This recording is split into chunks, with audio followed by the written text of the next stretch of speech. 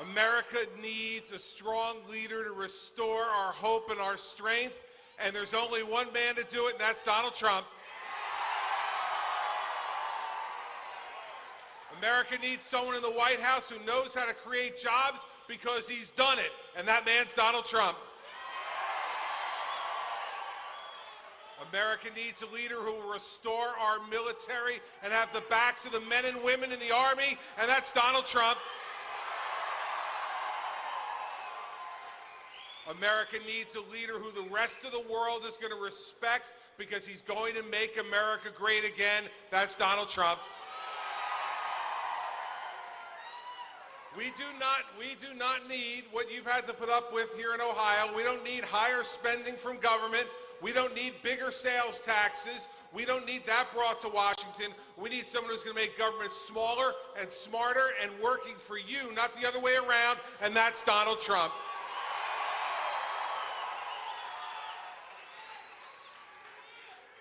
Tomorrow, we need each and every one of you, your families, your friends, the people you work with, your neighbors, to get out to the polls and make sure you vote for the person who will make America great again, Donald J. Trump.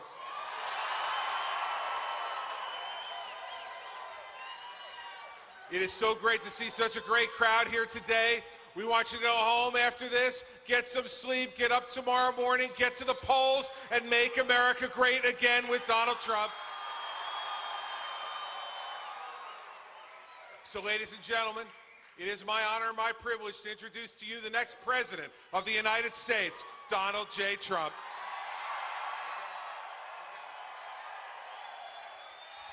Wow, thank you. Thank you, Chris. So great. I got a call a couple of weeks ago from Chris Christie, and he said, I really think it's amazing what's happened. You know, it's called something special. It's whether it's momentum or whether it's whatever. We have something going that people haven't seen before. It's really a drive. And I mean, honestly, they're talking about it's one of the great things that they've seen in political history. It's been on the cover of Time. It's been at the head of every newspaper. It's really something special. We're going to make our country so much better. It's going to be great again, and it's going to happen quickly.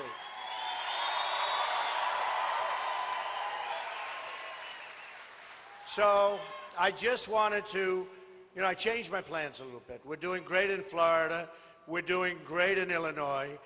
Missouri, I think we're going to have a tremendous day. And I said, I have to come out here and we have to explain a couple of things because what's going on, I don't know if you read the Art of the Deal, but I worked for a long time in Ohio. And my father and I, when I was very young, I bought a job with my father, and it was a great success. It was in Cincinnati, and it was a great success. It was a horrible job. It was a mess, and I took it over. I fixed it. I worked here summers. I worked here. I'd come out all the time, and we bought it for X, and we sold it for X. And after that, the job didn't do too well, I have to tell you, but we were gone. We were gone. And usually we hold, but this time we did. So it gave me an unbelievable feeling for the people of Ohio. I stayed here, I worked here, and I love the people of Ohio. And it was really one of my first big jobs. And I said 1,164 units, and we bought it from the FHA for like nothing, and we sold it for a lot of money. And it gave me like that. It's like if you're a baseball player, you get that first hit, or if you're a golfer and you sink the first 3-foot putt, one of those deals. But it gave me a great confidence, and I've always loved this place. So I just want to tell you that, folks. So thank you. Thank you. So this all began, and this began very strongly in June 16th to be exact.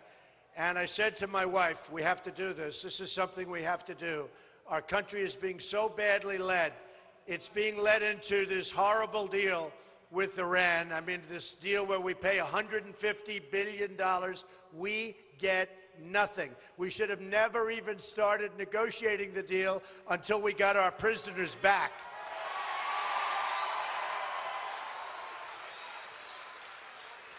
They never once walked. They never once did anything. Constantly, you'd see back in Iran, you'd see the people dancing in the streets. Before the deal was done, They're dancing. They're calling us all stupid. The deal was it was a joke, except for it's so serious. It was a joke. It was one of the worst negotiated transactions of any kind I've ever seen. They could have gone in and said, before we start, we need our prisoners back. This would be 3.5, 4 years ago. And they would have said no, the Persians being great negotiators, they would have said no, and then we get up and we walk and we go out and we double up the sanctions, and within 24 hours, they would call back. They said, we're giving you back the prisoners. Then we go in a second time and we say, listen, we have a problem. We owe $19 trillion. We can't give you the $150 billion back.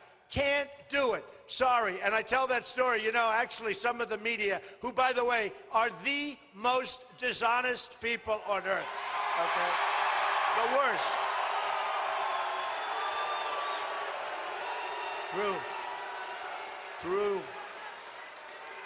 So true. So true. Like, look at this massive crowd in this big hangar. And we set this up, remember, we set this up like, what, 15 hours ago, right? And just look, because I wanted to come up. This is a place I want to win. This is the place. This is going to do it. Ohio is going to make America great again. Kasich cannot make America great again. Can't do it. He can't do it. If you didn't hit oil, and that wasn't because of him, believe me, if you didn't hit oil, you would have had a disaster. This would have been as bad as any of them. And you got lucky. Now the problem is oil has gone way down, and yet your budget's gone up 35%, more than any other state in the United States. That means you're going to have a big, big problem. It's already being talked about. 2 days ago, I was in Cleveland. We made a speech. It was unbelievable, like 25,000 people. And just before I went on, one of the managers of the arena came over, and the great Patrick Park, you know, Patrick and Raymond Park, great people. They own it. They do such a beautiful job. And he said, it's so sad, Mr. Trump. Right over there, Eaton Corp going to Mexico. Right over there, Ford going to Mexico. Then he pointed over here. He pointed to 2 or 3 other places. And I said, wow, that's sad. And that's what's happening, folks. That's what's happening. With me, it's not going to happen anymore. We're not going to be the dummies anymore. We're not going to be the dummies anymore. You're losing your jobs. You're losing your income. You're losing your factories. They're going to China. They're going to Mexico. Japan is killing us with the cars. Now it's Vietnam. It's India. It's everybody. We don't make good deals anymore. We don't win anymore. If you think, we don't win anymore. Where do we win? We lose on trade. We lose with the military. We can't beat ISIS. We can't beat ISIS. Here we have military, and we can't beat ISIS. We don't want to use our military. We don't know how to win anymore. It's not even in our culture anymore. You know, the old expression, to the victor belong the spoils, right? We should have never gone in, and I did not want to go in. Believe me, I said you're going to destabilize the entire Middle East. But they went into Iraq. It was a mistake. They went in. Mistake. Now Obama gets out. The way he got out was so bad. He puts out a date. The enemy says, wow. They couldn't even believe it, I guarantee you. He puts out a date when we're leaving. Bad thing to do. In all fairness, we shouldn't have been there, but we should have left some troops behind so that what happened wouldn't happen. So Iran is taking over, as you stand here, Iran is taking over Iraq. Iraq has the 2nd largest oil reserves in the world. So the Iran deal, I used to say one of the greatest deals I've ever seen is the Iran deal. But actually, the greatest deal I've ever seen is what happened just now. Iran is taking over Iraq. 2nd largest oil reserves in the world. That's the greatest deal. They've been fighting with Iraq forever, forever.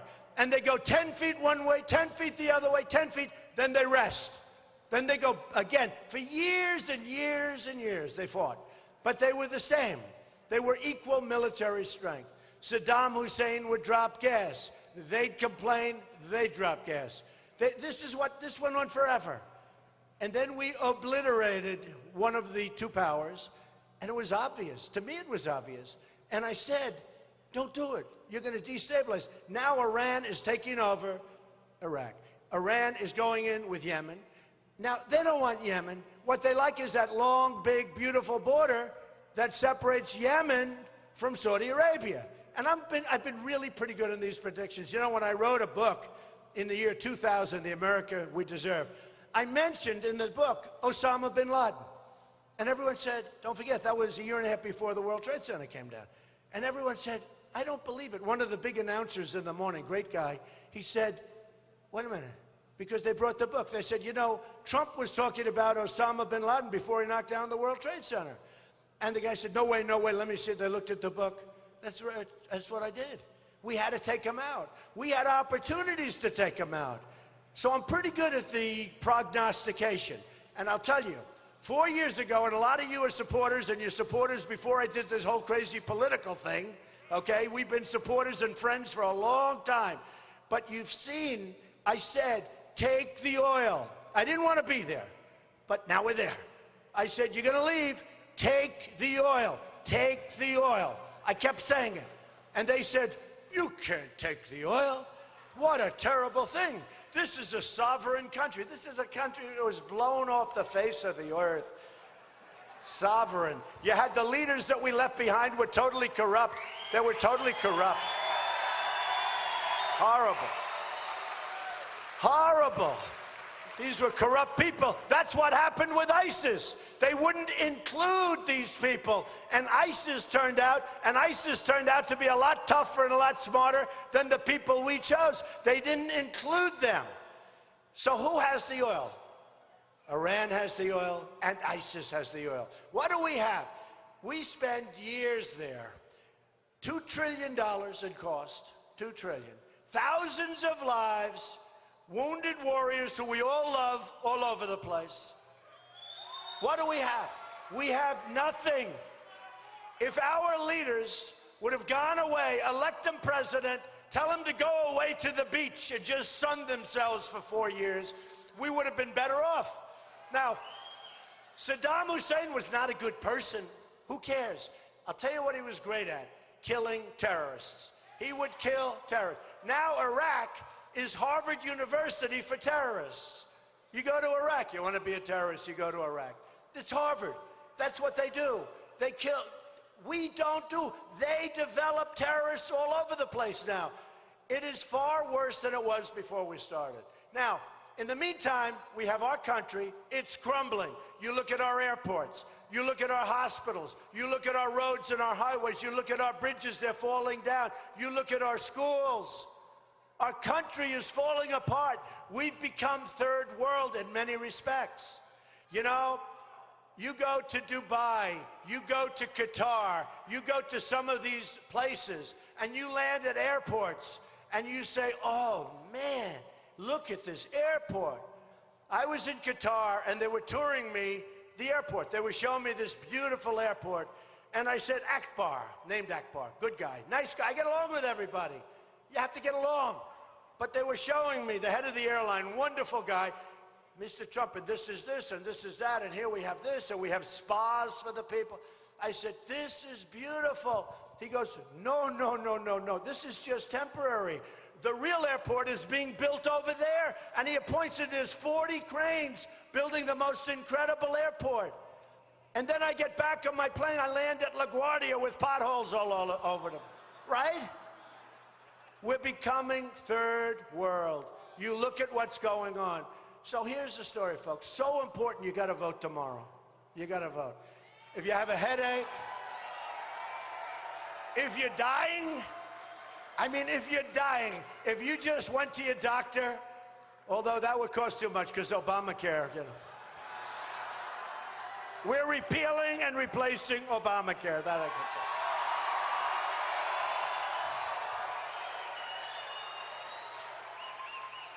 But if you go to your doctor and he tells you you're over, it's over. It's just done. You're done. You're going to be dead in 3 weeks. Doesn't matter. Get out tomorrow and vote. Think about your children. Think about your family. Get out tomorrow and vote, okay? You got to do it. You got to do it. So, you know, it's a movement. It's a movement like they haven't seen. I'll tell you what, the cover of Time, 4 times in the last couple of months, take a look.